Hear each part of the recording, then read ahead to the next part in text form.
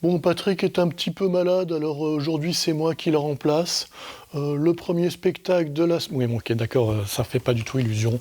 J'essayais un truc. Bon, ce premier spectacle, c'est Story in Vitro. Non, ce n'est pas une histoire qui se déroule dans un vitrail. Déjà parce que c'est au pluriel, parce que j'ai dit vitro, mais même au pluriel, c'est pas ça non plus. C'est Story in vitro comme une fécondation in vitro. De fécondation et de naissance, il sera question dans ce spectacle, puisque au début, vous allez assister à une forme d'insémination, puisque à partir d'un titre que vous allez donner, il y aura plusieurs propositions de versions différentes à ce titre, des points de vue différents, des styles différents. Ensuite, ce sera à vous de choisir laquelle de ces versions vous avez préférée, et celle que vous avez préférée, les comédiens vont la développer, la faire grandir, voire naître cette longue improvisation de 3/4 d'heure qui suivra d'après votre choix. Oh, dis donc, ça a l'air super comme spectacle. Non, arrête, c'est pas la peine, j'ai déjà expliqué aux gens que t'existais pas, donc... Shape Shifting. Alors là, ce spectacle, je vous cache pas que c'est un petit peu mon chouchou. Ouais, je sais, c'est pas bien, on devrait pas avoir des chouchous, mais bon, bah voilà, c'est le cas. Celui-là, voilà, il a une place spéciale dans mon cœur. C'est le spectacle de Rizumic. Comment vous décrire ce spectacle? Ça mélange de la musique, ça mélange du théâtre. Je trouve qu'il y a toute une partie clownesque également. C'est un spectacle qui est très drôle, très poétique, musicalement magnifique. Rizumic est un artiste hors pair, il a un CV juste hallucinant. Il a travaillé au Cirque du Soleil, il a fait partie des Voca People pour ceux qui connaissent. Il a été champion des États-Unis de beatbox. C'est un monstre absolu au niveau musical. Non seulement la performance est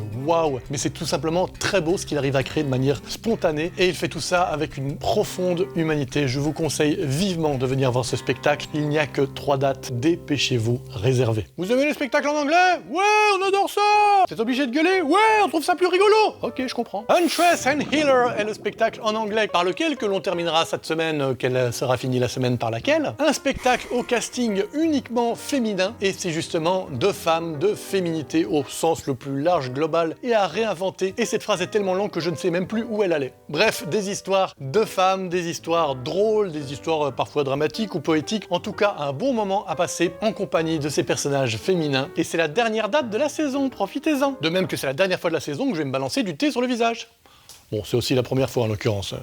Faut plus que je fasse ça, c'est pas agréable.